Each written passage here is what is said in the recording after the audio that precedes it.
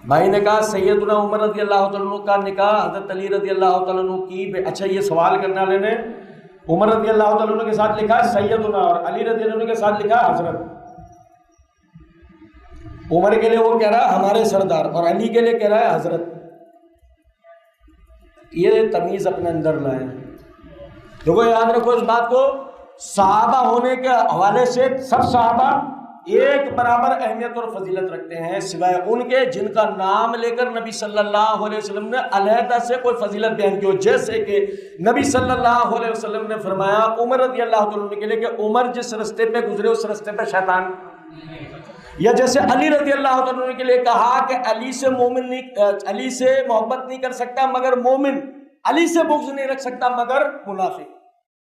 جس کے لیے جو فضیلت نام لے کر نبی صلی اللہ علیہ وسلم نے بیان کر دی اس کا وہ اظہار ہوگا، اور باقی صحابے ہونے میں سب صحابہ، تو اسی لیے ان کی عزت بھی برابر ہوگی، ذرا بھی کسی کی عزت میں کوئی کمی نہیں آنی چاہیے.